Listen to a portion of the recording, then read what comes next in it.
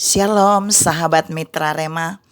Hari ini tanggal 1 Januari 2024 kita akan sama-sama mendengarkan firman Tuhan yang terambil dalam kitab Keluaran 8 ayat yang pertama yang berkata demikian.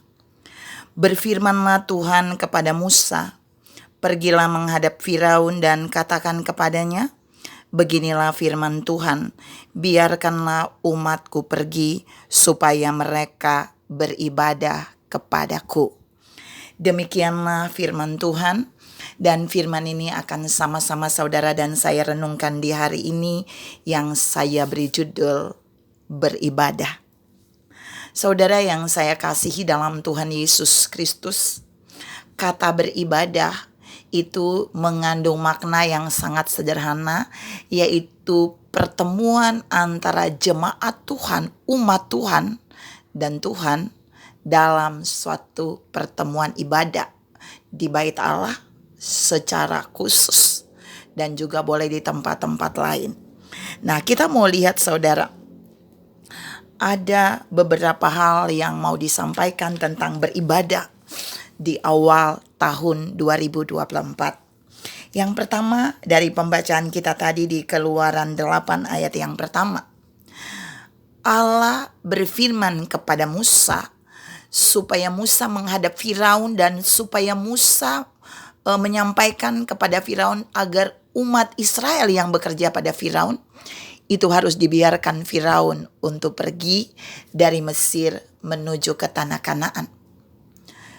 Hal pertama yang Tuhan mau lakukan ketika Musa harus membawa bangsa Israel keluar dari tanah Mesir adalah Allah punya satu tujuan yang pertama, yaitu supaya umatnya bisa beribadah kepada Allah. Apakah di Mesir ketika mereka bekerja kepada Firaun mereka tidak beribadah? Sama sekali tidak bisa saudara. Karena Firaun mempekerjakan mereka terus-menerus tanpa ada waktu untuk beribadah. Dan umat Tuhan tidak bisa beribadah selama mereka bekerja pada Firaun. Padahal upah yang diberikan oleh Firaun adalah upah yang pas-pasan di bawah standar. Tapi orang Israel betah karena mereka terlalu lama hidup hanya bekerja kepada Firaun dan tidak beribadah.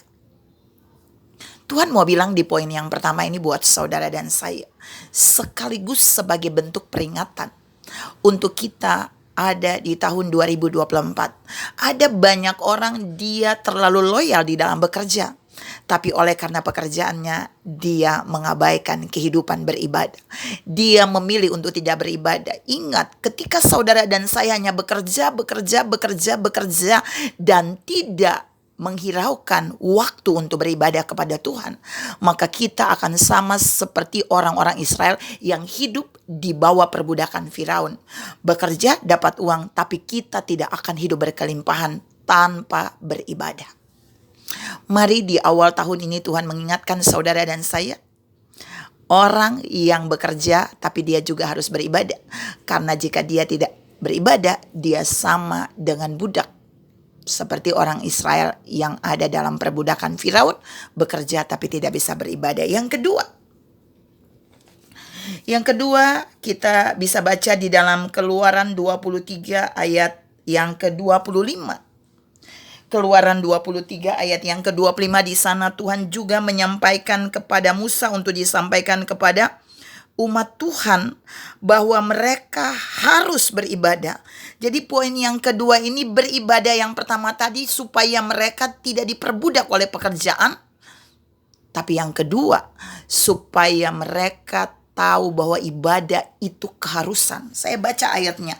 Keluaran 23 ayat 25. Tetapi kamu harus beribadah kepada Tuhan Allahmu.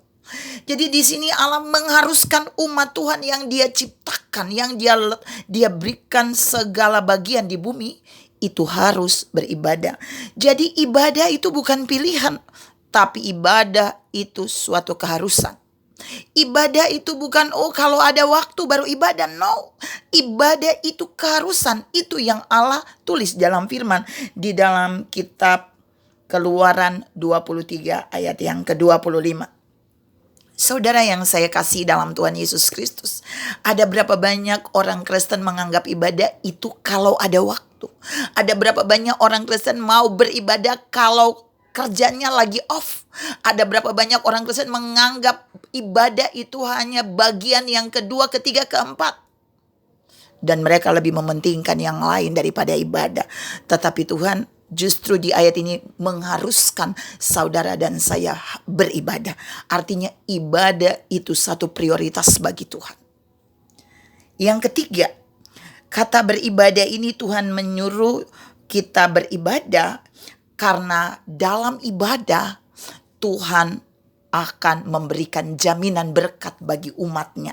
Saya ulangi, karena dalam ibadah Tuhan memberikan jaminan berkat bagi umatnya. Saya bacakan lagi ayat di dalam Keluaran 23 ayat yang ke-25. Ya, tetapi kamu harus beribadah kepada Tuhan Allahmu, maka ini akibatnya, ini jaminannya, Ia akan memberkati roti makananmu dan air minumanmu, dan aku akan menjauhkan penyakit dari tengah-tengahmu. Saudara yang saya kasihi dalam Tuhan kita Yesus Kristus, Tuhan punya jaminan untuk saudara dan saya. Jika kita beribadah kepada Allah, maka Dia akan memberkati kita. Dia memberkati kita. Memberkati apanya? Kalau di dalam ayat 25 Keluaran 23, Dia memberkati roti makananmu dan air minumanmu. Yang pertama, Dia memberkati kehidupan jasmani kita. Yang kedua, dari poin 3 ini, Dia juga memberkati kesehatan saudara dan saya. Di situ Tuhan katakan di ayat yang ke-25 dari Keluaran 23, aku akan menjauhkan penyakit dari tengah-tengahmu, dari orang yang beribadah kepada Allah. Saudara yang saya kasih dalam Tuhan Yesus Kristus, apakah cuma itu jaminannya? Dia memberkati kebutuhan jasmani, kemudian Dia memberkati kesehatan? No. Di bagian yang ke-26 ayat 26, Dia juga memberkati umur panjang. Dia menggenapkan tahun umurmu di ayat yang ke-26. Di ayat yang ke-27, Dia juga akan membuat semua musuh bisa lari membelakangi kita. Kita akan menjadi orang-orang yang menang di dalam kehidupan ini jika kita benar-benar hidup beribadah kepada Tuhan. Jika kita tidak mengabaikan ibadah. Saudara yang saya kasih dalam Tuhan Yesus Kristus. Tapi bagian jaminan yang kelima, jadi ada 5 jaminan berkatnya. Jaminan yang kelima adalah Dia memberkati kehidupan rohani kita. Di mana Dia memberkati kehidupan rohani kita? Saudara tahu, dalam beribadah dengan Tuhan, itu umat Tuhan mengalami pertemuan dengan Tuhan di rumah Tuhan dalam ibadah itu. Dan jika saudara dan saya mengalami pertemuan dengan Tuhan, maka di dalam pertemuan dengan Tuhan itu, Tuhan melepaskan berkat-berkat rohani yang dunia tidak bisa berikan kepada kita. Berkat rohaninya apa? Damai sejahtera, sukacita, kasih, kemuliaannya, dan semua berkat rohani itu pasti diberikan bagi orang yang mengalami pertemuan dengan Tuhan dalam ibadah. Saudara yang saya kasihi dalam Tuhan Yesus Kristus, karena itu saudara dan saya tidak boleh mengabaikan ibadah. Karena ibadah memberikan saudara dan saya mengalami jaminan 5 berkat tadi. Berkat jasmani, berkat kesehatan, berkat panjang umur, berkat kemenangan, kita akan menang atas musuh, dan terakhir berkat rohani. Saudara yang saya kasih dalam Tuhan Yesus Kristus, ada banyak orang berkata bahwa ternyata orang yang beribadah sama saja kelakuannya, lebih baik aku yang tidak beribadah. Ada orang yang berkata begitu. Tapi saya mau kasih tahu buat saudara, itu sama sekali tidak ditunjang oleh kebenaran firman. Ayat yang terakhir yang mau saya share buat saudara di poin yang keempat adalah tentang ibadah. Di Malaki 3 ayat yang ke-18. Malaki 3 ayat yang ke-18, di sana ditegaskan bahwa Tuhan akan membuat perbedaan. Ya, maka kamu akan melihat kembali perbedaan antara orang benar dan orang fasik. Bagian B-nya, antara orang yang beribadah kepada Allah dan orang yang tidak beribadah kepada Allah. Jadi saudara keliru kalau saudara berkata orang yang beribadah kepada Allah kelakuannya kadang lebih jelek dibanding orang yang tidak beribadah. Itu tidak ada dasar firman-Nya. Mengapa? Karena waktu orang beribadah dengan Allah, sejahat-jahatnya dia, jika dia mengalami pertemuan dengan Tuhan dalam ibadah ini, dia jauh lebih beruntung daripada orang yang tidak beribadah dan yang tidak mengalami pertemuan dengan Tuhan dalam ibadah. Tuhan mau saudara dan saya mulai memperhatikan bahwa ibadah itu sangat penting. Ibadah itu memiliki jaminan yang luar biasa. Pertanyaannya hari ini hari pertama saudara dan saya ada di tahun 2024. Apakah kita sudah beribadah kepada Allah di bait-Nya yang kudus? Apakah kita mengabaikan ibadah hari ini? Apakah kita berkata, oh nanti minggu depan baru kita ibadah? Apakah kita berkata, oh sekali-sekali baru tidak ibadah hari ini?